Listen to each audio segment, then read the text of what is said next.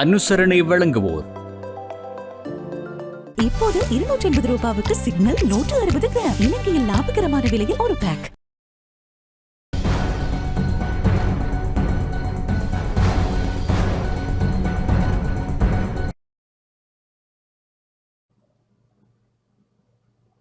வணக்கம். டான் தமிழொலியின் இரவு நேர பிரதான செய்தி அறிக்கையோடு இணைந்திருக்கும் நான் ஜெகநாதன் சஜித். முதலில் தலைப்புச் செய்திகள்.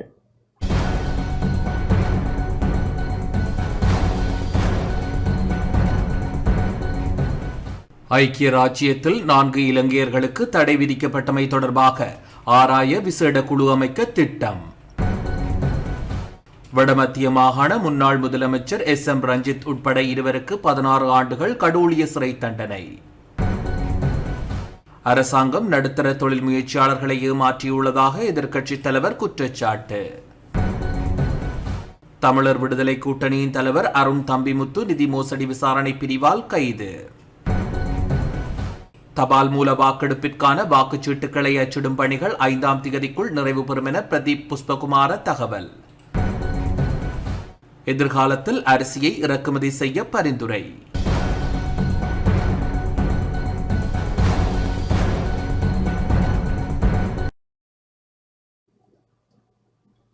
தொடர்வது முதன்மை செய்தி.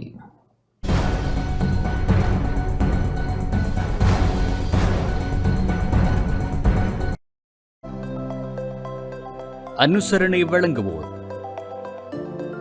சில பந்தங்கள் வாழ்நாள் முழுவதற்கும். நிப்பான் சிமெண்ட்.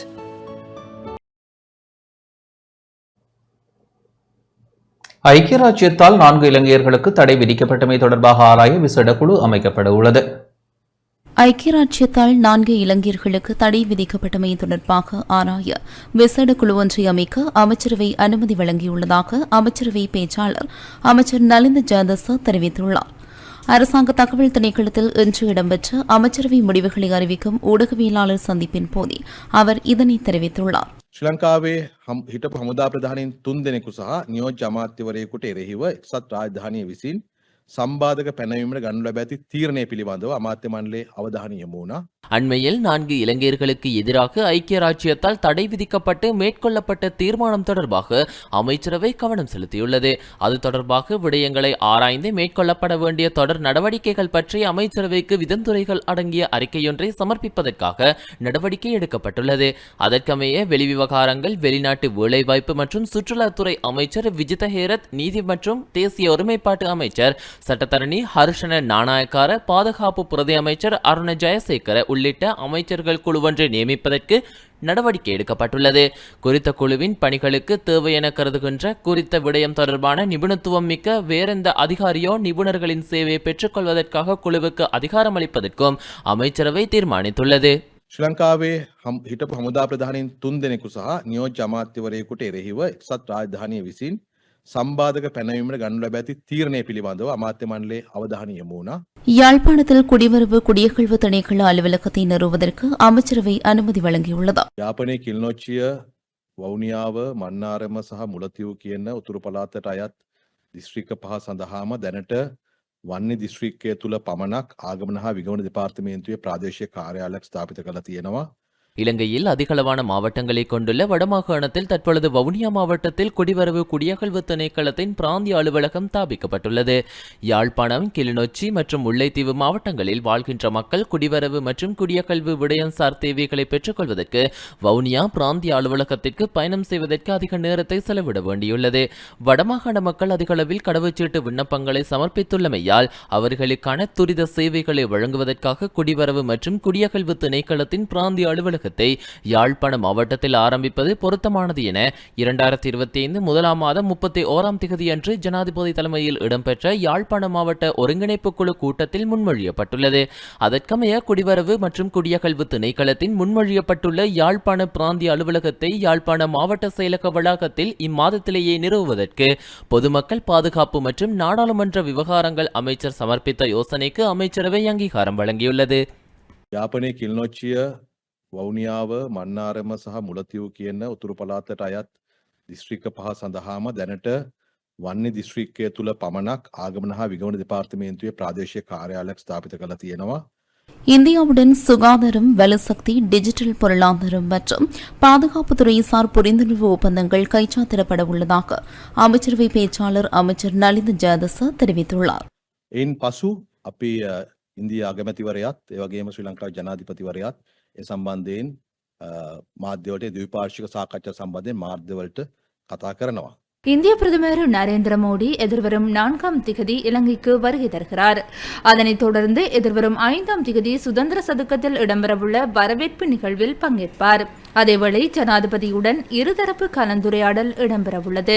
இதன்போது ஊடகங்களுக்கும் கலந்துரையாடல் தொடர்பில் வெளிப்படுத்தப்படும். அத்துடன் சம்பூர் சூரிய மின்சக்தி திட்டம் ஆரம்பித்தல் மற்றும் மதத்தலங்களுக்கு சூரிய மின்சக்தியை பெற்றுக் கொடுக்கும் திட்டம் என்பன முன்னெடுக்கப்படும். அதனைத் தொடர்ந்து இந்திய பிரதமர் எதிர்வரும் 6ஆம் திகதி அனுராதபுரம் ஸ்ரீ மகாபோதிக்கு செல்லவுள்ளார். இதன்போது அனுராதபுர புகையிரத நிலைய சமிஞ்சை கட்டமைப்பை ஆரம்பிக்கும் நிகழ்வு இடம்பெறவுள்ளது. மேலும் வலுசக்தி, சுகாதாரம், டிஜிட்டல் பொருளாதாரம் மற்றும் பாதுகாப்பு தொடர்பில் இருதரப்பு புரிந்துணர்வு ஒப்பந்தங்கள் கைச்சாத்திடப்படவுள்ளன. එයින් පසු අපි ඉන්දිය අගමැතිවරයාත් ඒවගේම ශ්‍රී ලංකා ජනාධිපතිවරයාත් ඒ සම්බන්ධයෙන් මාධ්‍යවලට ද්විපාර්ශ්වික සාකච්ඡා සම්බන්ධයෙන් මාධ්‍යවලට කතා කරනවා.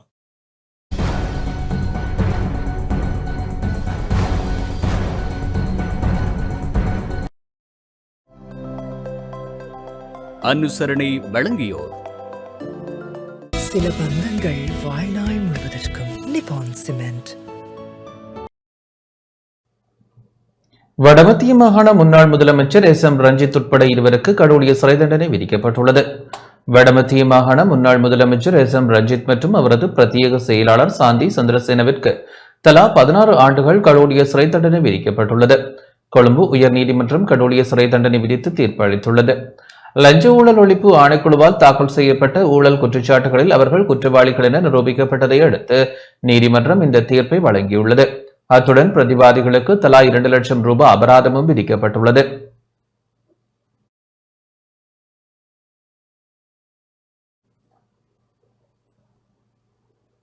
அரசாங்கம் நடுத்தர தொழில் முயற்சியாளர்களை ஏமாற்றியுள்ளதாக எதிர்க்கட்சித் தலைவர் சஜித் பிரேமதாச தெரிவித்துள்ளார். சிறிய மற்றும் நடுத்தர தொழில் முயற்சியாளர்களை அரசாங்கம் ஏமாற்றியுள்ளதாக எதிர்க்கட்சித் தலைவர் சஜித் பிரேமதாச தெரிவித்துள்ளார். எதிர்வரும் உள்ளூராட்சி மன்ற தேர்தலை இலக்காக கொண்டு ஐக்கிய மக்கள் சக்தியின் ஹொரண வட்டார வேட்பாளர்களுடன் இடம்பெற்ற சந்திப்பில் கலந்து கொண்டு உரையாற்றும் போதே அவர் இதனை தெரிவித்தார். හැබැයි පහුගිය රජයෙන්වත් වර්තමාන රජයෙන්වත්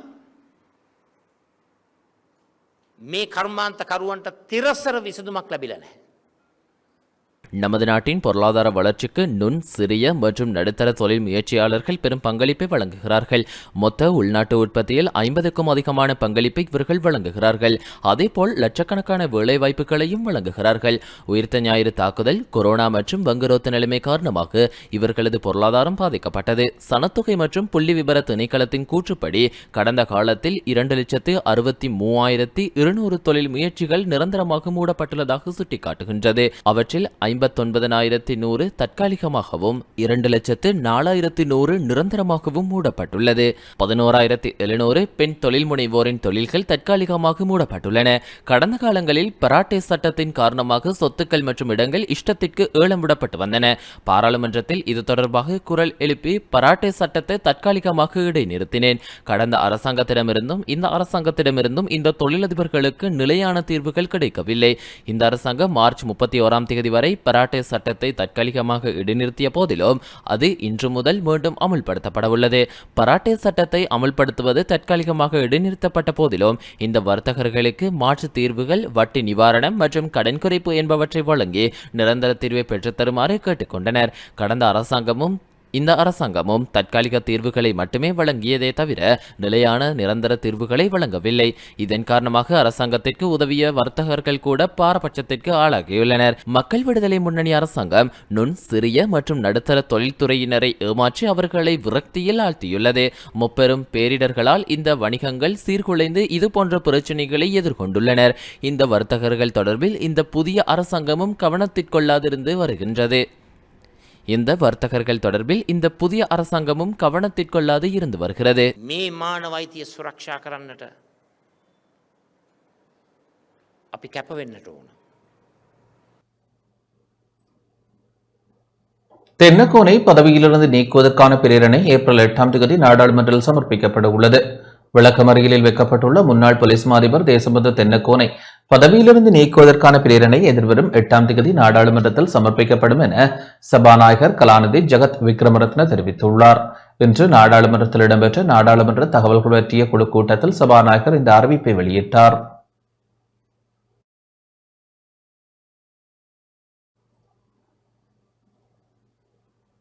தமிழர் விடுதலை கூட்டணியின் தலைவர் அருண் தம்பிமுத்து நிதி மோசடி விசாரணை பிரிவால் கைது செய்யப்பட்டுள்ளார். தமிழர் விடுதலை கூட்டணியின் தலைவர் அருண்மொழிவர்மன் நிதி மோசடி விசாரணை பிரிவால் இன்று கைது செய்யப்பட்டுள்ளார். மட்டக்களப்பு பாசிக்குடாவில் வைத்து கொழும்பிலிருந்து வருகின்ற நிதி மோசடி பிரிவினரால் அவர் கைது செய்யப்பட்டதாக தெரிவிக்கப்படுகின்றது. வெளிநாட்டில் உள்ள தனிநபர் ஒருவரிடமிருந்து கோடிக்கணக்கான நிதியை பெற்று மோசடி செய்தார் என்ற சந்தேகத்தின் பேரில் கைது செய்யப்பட்டுள்ளதாக போலீஸ் வட்டார தகவல்கள் தெரிவிக்கின்றன. இலங்கை தமிழரசு கட்சி நெடுந்தீவு பிரதேச சபைக்கான வேட்பாளர் அறிமுக நிகழ்வு இன்று இடம்பெற்றது. இலங்கை தமிழரசு கட்சியின் நெடுந்தீவு பிரதேச சபைக்கான வேட்பாளர்கள் அறிமுக நிகழ்வு இலங்கை தமிழரசு கட்சியின் நெடுந்தீவு 11ஆம் வட்டார பகுதியில் அமைந்துள்ள தற்காலிக அலுவலகத்தில் இன்று நடைபெற்றது. நிகழ்வில் நாடாளுமன்ற உறுப்பினர் சிவஞானம் ஸ்ரீதரன், இலங்கை தமிழரசு கட்சி சார்பில் போட்டியிடும் வேட்பாளர்கள், கட்சி ஆதரவாளர்கள், பொதுமக்கள் கலந்து கொண்டனர். முல்லைத்தீவு கரைத்துறை பற்று பிரதேச சபைக்குட்பட்ட முல்லைத்தீவு நகர் வட்டாரத்தில் போட்டியிடும் இலங்கை தமிழரசு கட்சியின் வேட்பாளர்களுக்கான உள்ளூராட்சி தேர்தல் பிரசார கூட்டம் நேற்று இடம்பெற்றது. இதில் வன்னி மாவட்ட நாடாளுமன்ற உறுப்பினர் துரைராச ரவிகரன் பங்கேற்று பிரசாரத்தை முன்னெடுத்ததுடன் மக்களுக்கான துண்டு பிரசுரங்களையும் வழங்கி வைத்தார். வீடுதான் எங்களுடைய தமிழரசு கட்சி தான் இன்னும் தமிழர்களுக்குரிய ஒரு பொதுவான 8 மாவட்டத்திலேயும் பயணிக்கக்கூடிய கட்சி. 8 மாவட்டத்திலேயும் பயணிக்கக்கூடியதாக அல்லது உறுப்பினர்கள் ஏராளமாக எடுக்கக்கூடியதாக நீங்கள் ஒருவரை சொல்ல முடியாது. அப்ப இந்த வகையில உங்களுடைய பலத்தை அதுக்கு காட்டுவோம். வீட்டுக்கு பக்கத்தை புள்ளடிய போடுவோம். வெற்றியை அமோக வெற்றியை வெற்றி தரணும். 41 வட்டாரங்களும் சேவையாளர்களைத்தான் நீங்கள் தெரிவு செய்ய வேண்டும். அந்த சேவையாளர்கள் நிச்சயமாக உங்களுடைய எதிர்பார்ப்புகளை இயலக்கூடிய அளவுக்கு நிறைவேற்றுவார்கள். அதில் நம்பிக்கை வையுங்கோ, வெற்றி எழுத வையுங்கோ. அவ்வளோதான். நாங்கள் எங்களுடைய சேவைகளை தொடர்ந்து செய்வோம்.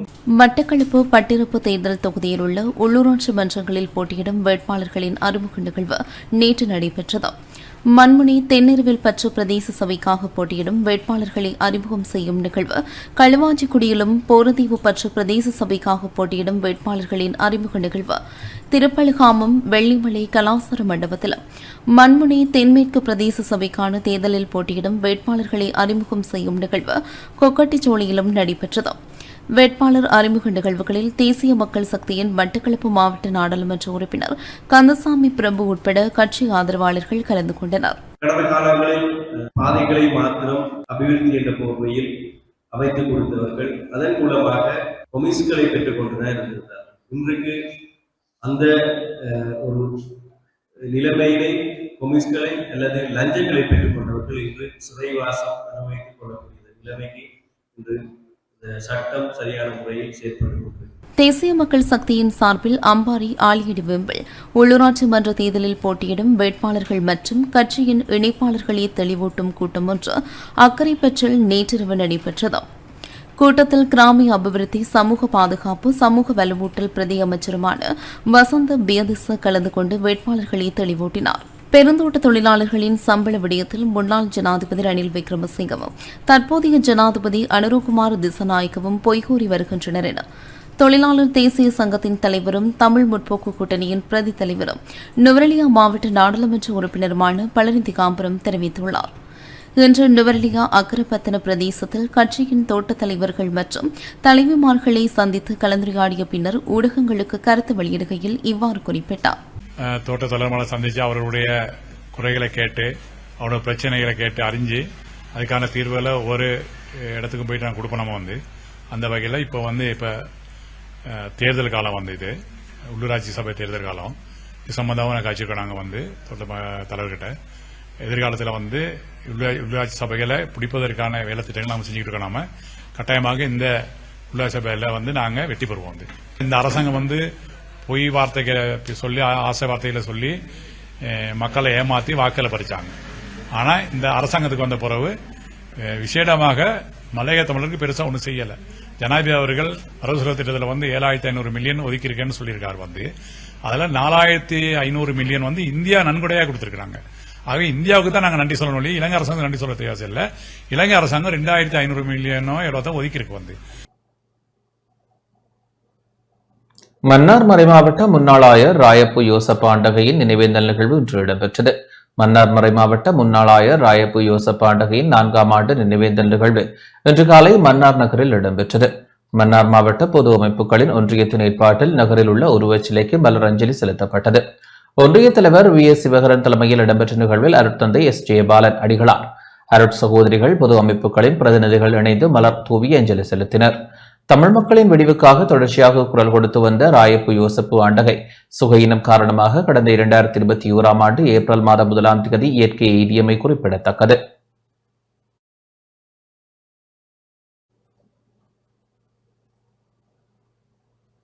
உள்ளூராட்சி தேர்தல் தொடர்பில் மார்ச் 20ஆம் தேதி முதல் நேற்று வரை 413 முறைப்பாடுகள் பதிவு செய்யப்பட்டுள்ளன. எதிர்வரும் மே மாதம் 6ஆம் தேதி இடம்பெறவுள்ள உள்ளூராட்சி சபை தேர்தல் தொடர்பில் கடந்த மார்ச் மாதம் 20ஆம் தேதி முதல் நேற்று வரை 413 முறைப்பாடுகள் பதிவு செய்யப்பட்டுள்ளதாக தேர்தல்கள் ஆணைக்குழு தெரிவித்துள்ளது. அதற்கமைய வன்முறை சம்பவங்கள் தொடர்பில் 2 முறைப்பாடுகளும், தேர்தல் சட்டங்களை மீறியமை தொடர்பில் 382 முறைப்பாடுகளும், ஏனைய விடயங்கள் தொடர்பில் 28 முறைப்பாடுகளும் பதிவு செய்யப்பட்டுள்ளதாக தேர்தல்கள் ஆணைக்குழு குறிப்பிட்டுள்ளது.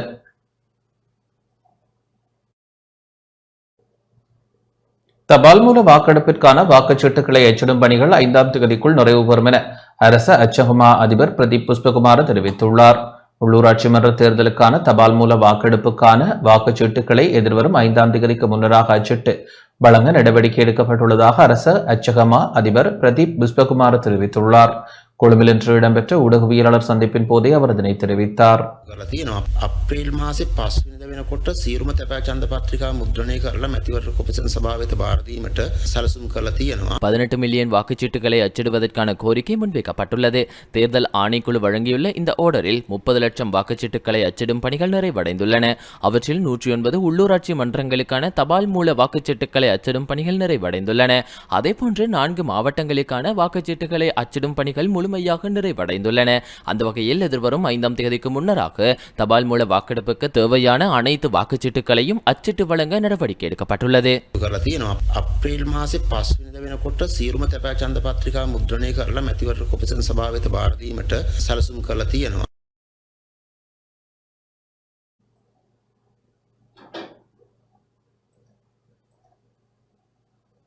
சில உள்ளூராட்சி மன்றங்களின் தேர்தல் நடவடிக்கைகளுக்கான இடைக்கால தடை நாளை வரை நீடிக்கப்பட்டுள்ளது. வேட்புமனுக்கள் நிராகரிக்கப்பட்ட உள்ளூராட்சி மன்றங்களின் தேர்தல்கள் தொடர்பான நடவடிக்கைக்கான இடைக்கால தடை உத்தரவை மேன்முறையீட்டு நீதிமன்றம் நாளை வரை நீடித்துள்ளது. உள்ளூராட்சி மன்ற தேர்தல்கள் தொடர்பாக சமர்ப்பிக்கப்பட்ட வேட்புமனுக்கள் நிராகரிக்கப்பட்டதை சவாலுக்கு உட்படுத்தி மேன்முறையீட்டு நீதிமன்றத்தில் மனுக்கள் தாக்கல் செய்யப்பட்டுள்ளன. கொழும்பு மாநகர சபை உள்ளிட்ட உள்ளூராட்சி மன்றங்களின் தேர்தல் தொடர்பான நடவடிக்கைகளுக்கான இடைக்கால தடை உத்தரவை மேன்முறையீட்டு நீதிமன்றம் நாளை வரை நீடித்துள்ளது. இந்த மனுக்கள் இன்று மீண்டும் பரிசீலனைக்கு எடுத்துக் கொள்ளப்பட்ட போது இந்த உத்தரவு பிறப்பிக்கப்பட்டுள்ளது.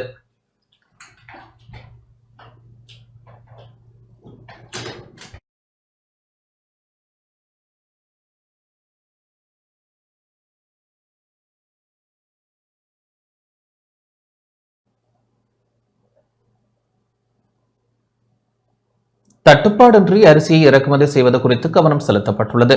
நுகர்வோருக்கு தட்டுப்பாடு இன்றி அரிசியை பெற்றுக் கொடுக்கும் நோக்கில் உணவுக் கொள்கை மற்றும் பாதுகாப்பு குழு எதிர்காலத்தில் அரிசியை இறக்குமதி செய்ய பரிந்துரைத்துள்ளது. விவசாய, கால்நடை வளங்கள், காணி மற்றும் நீர்ப்பாசன அமைச்சர் KT லால்காந்த மற்றும் வர்த்தக வாணிப, உணவு பாதுகாப்பு மற்றும் கூட்டுறவு அபிவிருத்தி அமைச்சர் வசந்த சமரசிங்க தலைமையிலான உணவுக் கொள்கை மற்றும் பாதுகாப்பு குழு நேற்று ஜனாதிபதி அலுவலகத்தில் 5வது தடவையாக கூடியது. இதன்போதே இந்த தீர்மானம் எடுக்கப்பட்டுள்ளது.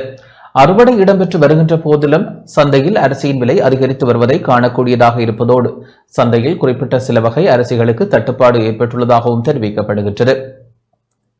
இதன்படி போதிய அளவு அரிசியை கையிருப்பில் வைத்திருக்கும் வகையில் அரிசியை இறக்குமதி செய்வது தொடர்பில் அமைச்சரவையின் கவனத்திற்கு கொண்டு வருவது குறித்து இதன்போது ஆராயப்பட்டது.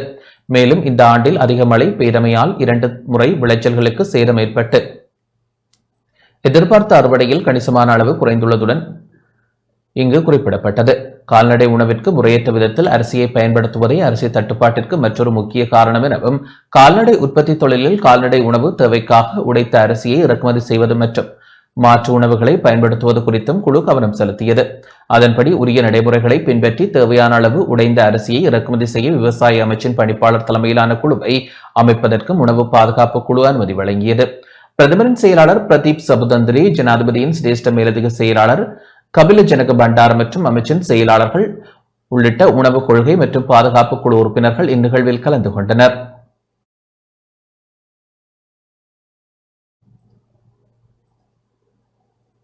இலங்கை இந்திய மீனவர் பிரச்சினையை இந்திய பிரதமர் தீர்த்து வைக்க வேண்டும் என யாழ்ப்பாண மாவட்ட கடற்தொழிலாளர்கள் கோரிக்கை விடுத்துள்ளனர். இலங்கை இந்திய மீனவர் பிரச்சினையை இலங்கைக்கு விஜயம் செய்ய உள்ள இந்திய பிரதமர் நரேந்திர மோடி தீர்த்து வைக்க வேண்டும் என யாழ்ப்பாண மாவட்ட கடற்தொழிலாளர் கூட்டுறவு சங்க சமாசங்களின் சம்மேளன பிரதிநிதிகள் கோரிக்கை விடுத்துள்ளனர்.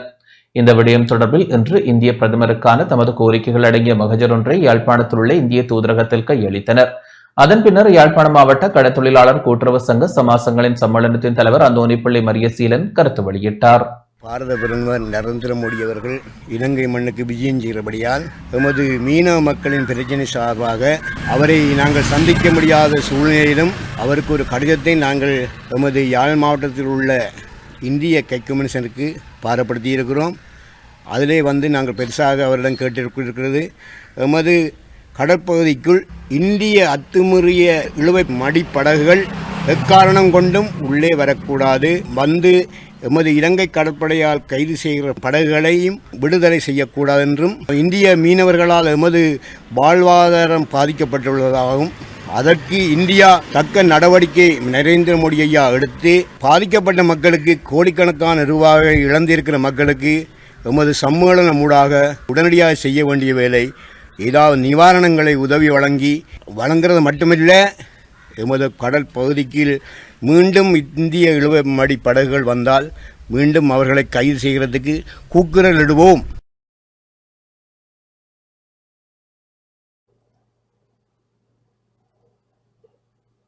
மட்டக்களப்பு தீரணியம் பாடசாலையால் புனித மிக்கேல் கல்லூரியில் மாணவர்களுக்கான ஓட்டிசம் தொடர்பான விழிப்புணர்வு நிகழ்ச்சி நடத்தப்பட்டது. மட்டக்களப்பு புனித மிக்கேல் கல்லூரி மாணவர்களுக்கு ஓட்டிசம் தொடர்பான விழிப்புணர்வு நிகழ்ச்சி ஒன்று இன்றைய தினம் நடாத்தப்பட்டது. தீரணியம் பாடசாலையால் சர்வதேச ஓட்டிசம் விழிப்புணர்வு தினத்தை முன்னிட்டு இந்த நிகழ்ச்சி ஏற்பாடு செய்யப்பட்டது. தீரணியம் திறந்த பாடசாலை பயிற்சி நிலைய ஸ்தாபகரும் உடல்நல மருத்துவ சேவை ஆலோசகருமான வைத்திய நிபுணர் ஜே.டி. ரமேஷ் ஜெயக்குமாரின் ஒருங்கிணைப்பில் புனித மிக்கேல் கல்லூரி அதிபர் ஆண்டனி ஜோசப் பெனடிக் தலைமையில் இந்த நிகழ்ச்சி ஏற்பாடு செய்யப்பட்டது. நிகழ்வில் பெல்ஜியம் நாட்டிலிருந்து வருகை தந்துள்ள சமூக சேவை உத்தியோகத்தர் டேனியல் மற்றும் தொழில்வழி சிகிச்சையாளர் செல்வி கனா மற்றும் கல்லூரி ஆசிரியர்கள் என பலரும் கலந்து கொண்டனர். உலக ஓட்டிசம் தின விழிப்புணர்வு தினத்தை முன்னிட்டு பயன் தர பழமரக்கன்றுகளும் கல்லூரி வளாகத்தில் நாட்டப்பட்டமை குறிப்பிடத்தக்கது. ஏப்ரல் 2 உலக ஓட்டிச விழிப்புணர்வு தினம் கடைபிடிக்கப்படுகிறது. அந்த வகையில் யாழ்ப்பாணம் சுண்டுக்குழி வளர்ப்புறை திறனாளிகள் நிலையத்தில் இன்று ஓட்டிச விழிப்புணர்வு நிகழ்வு இடம்பெற்றது. இயக்குநர் அருட்தந்தை ஆவனா டேயர் அடிகளார் தலைமையில் நடைபெற்ற நிகழ்வில் பிரதம விருந்தினராக நாடாளுமன்ற உறுப்பினர் ஸ்ரீ பவானந்த ராஜா கலந்து கொண்டார். குழந்தைகள் வளர்ச்சியில் அக்கறை செலுத்தும் பெற்றோர்கள் ஓட்டிசம் கொண்டுள்ள குழந்தைகளை விழிப்புணர்வோடு கவனித்துக் கொள்ள வேண்டும் என வலியுறுத்தப்பட்டுள்ளது. இந்த ஏப்ரல் 2ஆம் தேதி உலகத்திலேயே இந்த விழிப்புணர்வு தினத்தை கொண்டாடுவதாக அறிவித்தமையானது உண்மையிலே இந்த குழந்தைகளின் அவர்களை அன்போடும் பரிவோடும் பராமரிக்க வேண்டிய ஒரு தேவை எங்கள் சமுதாயத்துக்கு இருக்கின்றது என்பதை நினைவு கூற வேண்டிய ஒரு நாள்.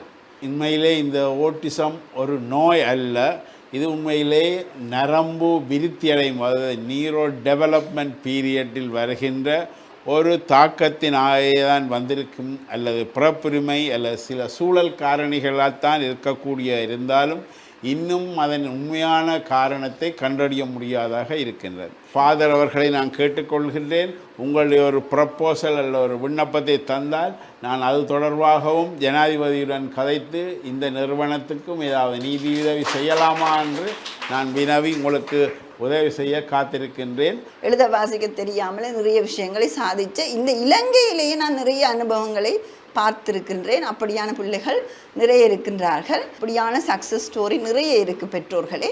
மற்றது எழுத வாசிக்க தெரியலைனாலும் டான்ஸ், மியூசிக், மற்றது ட்ரம்ஸ் பிளேயர்ஸ், இப்படி நிறைய பகுதிகளில் பிள்ளைகள் முன்னேறி இருக்கின்றார்கள். இது மாதிரியான பிள்ளைகளை நான் நிறைய சந்திச்சிருக்கின்றேன்.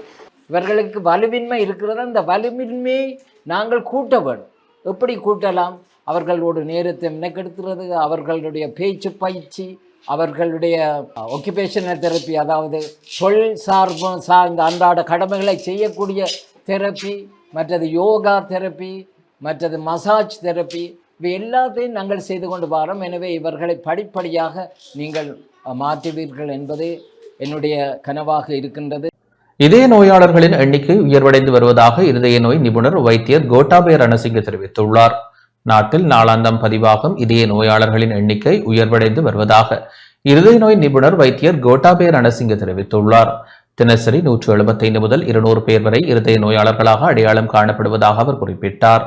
உணவு பழக்க வழக்கங்கள் மற்றும் வாழ்க்கை முறையில் ஏற்பட்டுள்ள மாற்றங்களை இருதய நோய்க்கு வழிவகுப்பதாக வைத்தியர் கோட்டாபய ரணசிங்க தெரிவித்துள்ளார்.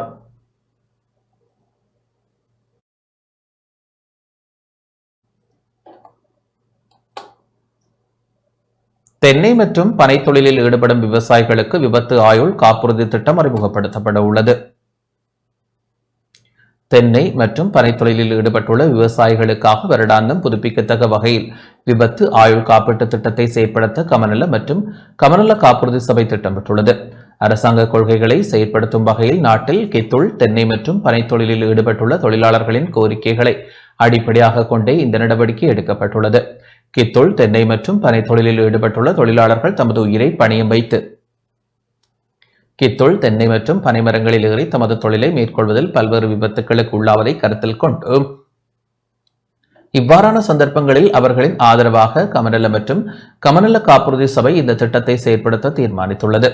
இந்த திட்டத்தின் கீழ் ரூபா 5 லட்சம், ரூபா 10 லட்சம் மற்றும் ரூபா 20 லட்சம் ஆகிய காப்பீட்டுத் தொகைகள் மரணம் மற்றும் முழுமையான இயலாமை ஏற்படும் போது கிடைக்கும். மேலும் தற்காலிக இயலாமை மற்றும் விபத்து காரணமாக வைத்தியசாலையில் அனுமதிக்கப்படும் போதும் காப்பீட்டுத் தொகை வழங்கப்படும்.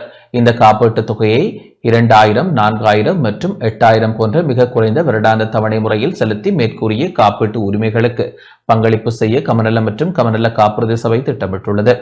இது இந்த தொழில்களில் ஈடுபட்டுள்ளவர்களுக்கு பெரும் ஆறுதலாக இருக்கும் என கமநல காப்புறுதி சபை சுட்டிக்காட்டியுள்ளது.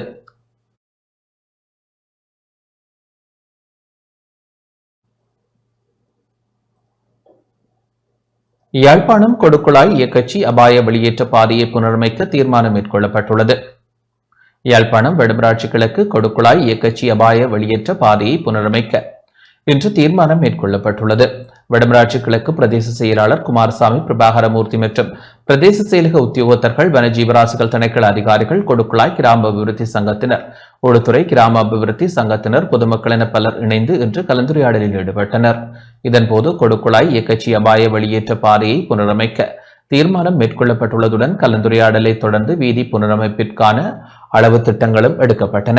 கொடுக்குழாய் மல்வேல் தீர்த்தக்கரையில் இருந்து இயக்கச்சி வரையான வீதி புனரமைப்புக்கான வேலை திட்டம் விரைவாக நிறைவு செய்யப்படும் எனவும் கலந்துரையாடலில் முடிவெடுக்கப்பட்டது.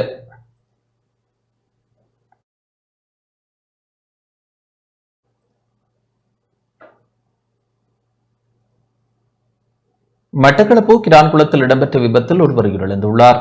மட்டக்களப்பு காத்தான்குடி போலீஸ் பிரிவிற்குட்பட்ட கிரான்குளம் பகுதியில் இன்று காலை இடம்பெற்ற விபத்து சம்பவத்தில் ஒருவர் உயிரிழந்துள்ளார். மட்டக்களப்பு கல்முனை பிரதான வீதியூடாக பயணித்துக் கொண்டிருந்த காரொன்று வேக கட்டுப்பாட்டை இழந்து கிரான்குளம் விஷ்ணு ஆலயத்திற்கு அருகில் இருந்த மின்கம்பத்தில் மோதி விபத்திற்குள்ளானது. விபத்தில் காரில் பயணம் செய்த சாரதி காயமடைந்ததுடன் கார் பலத்த சேதமடைந்துள்ளது. அத்தோடு உயர் மின்னழுத்த மின்சார கம்பம் உடைந்து விழுந்ததால் அப்பகுதியில் மின்தடை ஏற்பட்டது. தடைப்பட்டுள்ள மின்சார விநியோகத்தை மீள வளமை நிலைக்கு கொண்டு வருவதற்காக மின்சார சபை ஊழியர்கள் அப்பகுதியில் பணிகளை முன்னெடுத்துள்ளனர். இதன்போது மட்டக்களப்பு கல்முனை வீதியில் தனது மகனுடன் மோட்டார் சைக்கிளில் பயணித்த நபர் ஒருவர் மின்சார கப்பியில் கழுத்து பகுதி சிக்கொண்டு ஸ்தலத்திலேயே பரிதாபமாக உயிரிழந்தார்.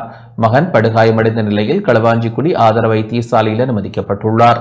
உயிரிழந்தவர் அம்பாறை மாவட்டத்தில் சென்ட்ரல் கேம்ப் பகுதியை சேர்ந்த 42 வயதுடைய முகமது ரிஸ்வான் என தெரிவிக்கப்படுகின்றது. சம்பவம் தொடர்பான விசாரணைகளை காத்தான்குடி போலீசார் முன்னெடுத்து வருகின்றனர்.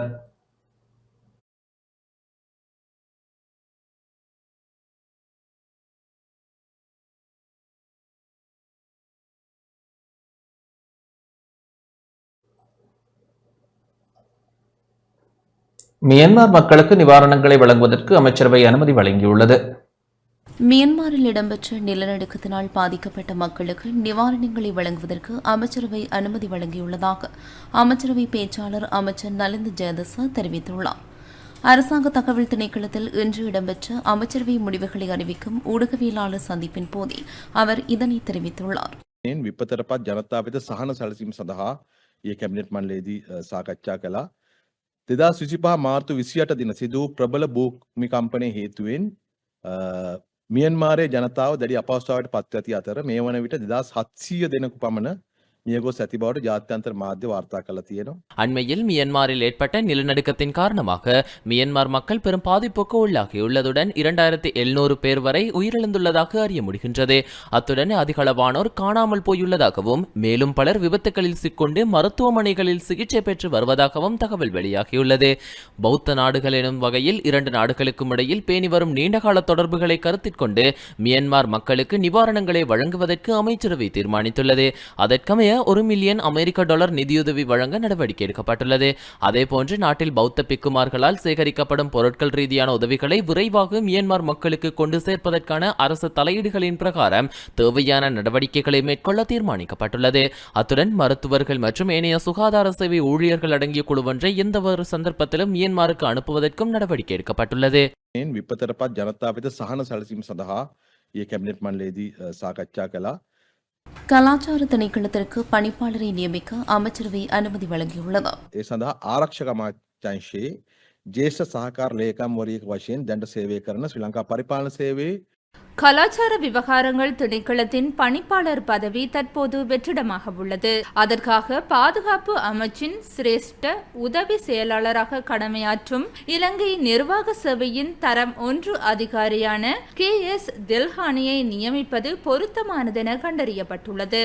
அதற்கிணங்க புத்த சாசன சமய மற்றும் கலாச்சார விவகாரங்கள் அமைச்சர் சமர்ப்பித்துள்ள யோசனையை கருத்தில் கொண்டு KS தில்ஹானியை கலாச்சார விவகாரங்கள் திணைக்களத்திற்கு பணிப்பாளர் பதவிக்கு நியமிப்பதற்கு தீர்மானிக்கப்பட்டுள்ளது.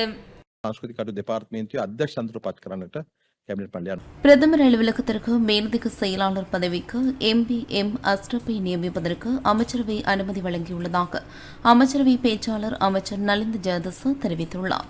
ශ්‍රී ලංකා පරිපාලන සේවයේ විශේෂ ශ්‍රේණිය නිලධාරී ABM අශ්රෆ් මහතා එකී පුරප්පාඩුව පවතින අතිරේක ලේකම් තනතුරකට පත් කිරීම සහ සුසු බව හඳුනා ගන්න ලැබ තියෙනවා.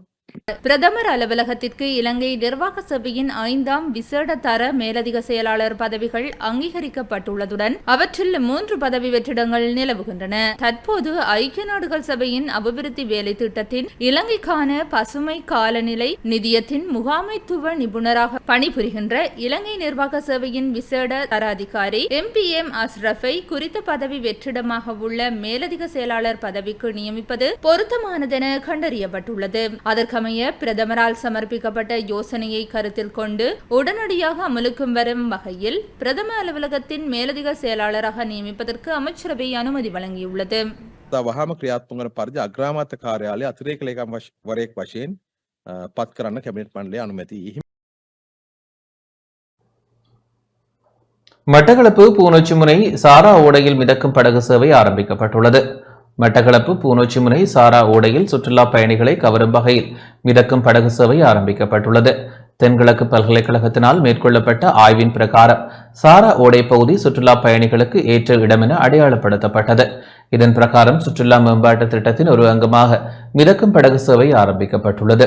இதற்கான நிதி ஒதுக்கீட்டினை முன்னாள் சுற்றாடல் அமைச்சராகவும் வடமேல் மாகாண ஆளுநராகவும் இருந்த நசீர் அகமட் 2024ஆம் ஆண்டில் ஒதுக்கியிருந்தார்.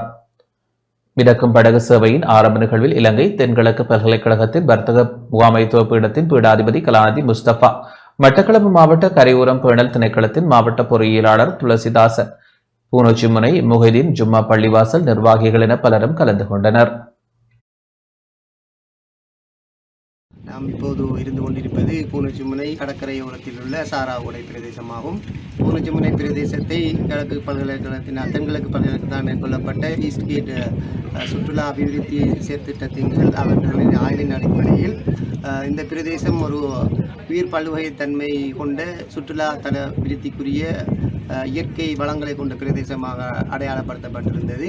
அதாவது இகோ டூரிசம் என்ற அடிப்படையில் அந்த திட்டத்தின் அடிப்படையில் எம்மால் மேற்கொள்ளப்பட்ட முயற்சிகளின் முதல் கட்டமாக இந்த மிதக்கும் படகு எமக்கு வழங்கப்பட்டுள்ளது. இன்று அந்த சேவை சம்பிரதாயபூர்வமாக ஆரம்பித்து வைக்கப்பட்டுள்ளது.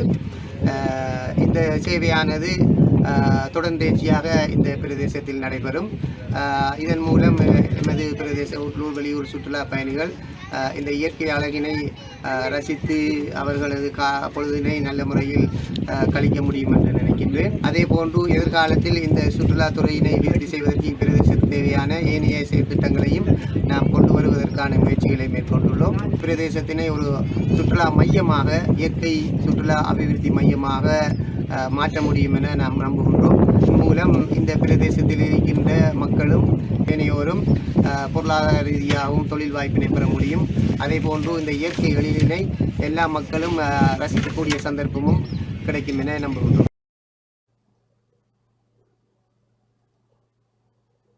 எதிர்வரும் ஜூலை மாதம் முதல் பேருந்து கட்டணம் உயரும் என தனியார் பேருந்து உரிமையாளர்கள் சங்க தலைவர் தெரிவித்துள்ளார். தற்போது எரிபொருளின் விலை குறைக்கப்பட்டிருப்பினும் ஜூன் ஜூலை மாதங்களில் குறிப்பிடத்தக்க அளவில் பேருந்து கட்டணம் அதிகரிக்கப்படும் என்பதில் எவ்வித மாற்று கருத்துக்கும் இடமில்லை என இலங்கை தனியார் பேருந்து உரிமையாளர்கள் சங்கத்தின் தலைவர் கெம்னோ விஜயரத்ன தெரிவித்துள்ளார். எரிபொருள் விலை குறைப்பு தொடர்பில் இடம்பெற்ற ஊடகவியலாளர் சந்திப்பின் போதே அவர் இதனை தெரிவித்தார். எதிர்வரும் தமிழ் சிங்கள புத்தாண்டை முன்னிட்டு பெட்ரோல் உள்ளிட்ட எரிபொருளின் விலை குறைக்கப்பட்டுள்ளது. தற்போது எரிபொருளின் விலை குறைக்கப்பட்டிருப்பினும் ஜூன் ஜூலை மாதங்களில் வருடாந்த பேருந்து கட்டண அதிகரிப்புக்கு அமைய குறிப்பிடத்தக்க அளவில் பேருந்து கட்டணம் உயரும் என்பதில் எவ்வித மாற்று கருத்துகளுக்கும் இடமில்லை. கடந்த 2 வாரங்களுக்கு முன்னர் இது தொடர்பில் போக்குவரத்து அமைச்சருடன் விசேட பேச்சுவார்த்தை இடம்பெற்றது. இதன்போது ஜூலை மாதம் பேருந்து கட்டணம் அதிகரிக்கப்படும் என அமைச்சரிடம் உத்தியோகபூர்வமாக தெரிவித்திருந்தோம். தனியார் பேருந்துகள் உரிமையாளர் சங்கத்தின் கொள்கைகளின் அடிப்படையில் பேருந்து கட்டணம் குறைக்கப்படும். எனினும் பேருந்து இறக்குமதிக்கு அரசாங்கத்தால் வரி விதிக்கப்பட்டுள்ளது. இது தொடர்பில் நாம் தொடர்ச்சியாக தெரிவித்து வருகின்றோம். இதனால் பேருந்து கொள்வனவிற்கான விலை அதிகரிப்பிற்கு நிகராக பேருந்து உதிரி பாகங்களுக்கான விலைகளும் அதிகரித்துள்ளன. ஆகையால் 12 பிரதான காரணங்களின் அடிப்படையில் வருடாந்த பேருந்து கட்டணம் அதிகரிக்கப்பட உள்ளது. தற்போதும் 3 ரூபாய் நட்டத்துடன் பேருந்து சேவைகள் செயல்படுத்தப்படுகின்றன. கடந்த முறை வெளியிடப்பட்டிருந்த எரிபொருள் விலை மாற்றம் சூத்திரத்திற்கு அமைய டீசல் 30 ரூபாவால் குறைக்கப்பட்டிருந்த நிலையில் பேருந்து கட்டணம் 3 ரூபாவால் குறைக்கப்பட்டது. குறிப்பிட்ட அளவில் டீசல் விலை குறைந்திருக்குமாயின் அதன் பலனை பொதுமக்களுக்கு வழங்கக்கூடியதாக இருந்திருக்கும். எனினும் தற்போது பெட்ரோல் விலை மாத்திரமே அவ்வாறு குறைக்கப்பட்டுள்ளது என கெம்னு விஜயரத்ன குறிப்பிட்டுள்ளார்.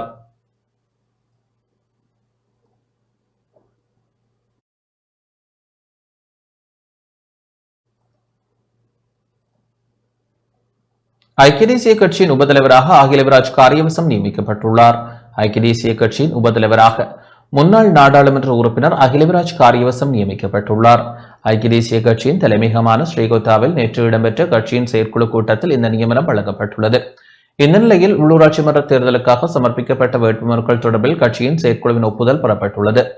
அத்துடன் எதிர்வரும் உள்ளூராட்சி மன்ற தேர்தலுக்கான நடவடிக்கைகள் குறித்தும் இதன்போது விரிவாக கலந்துரையாடப்பட்டுள்ளது.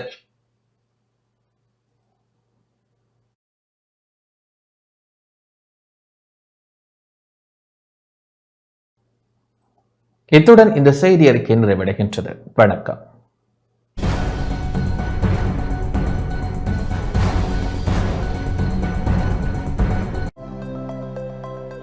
அனுசரணை வழங்கியோர்.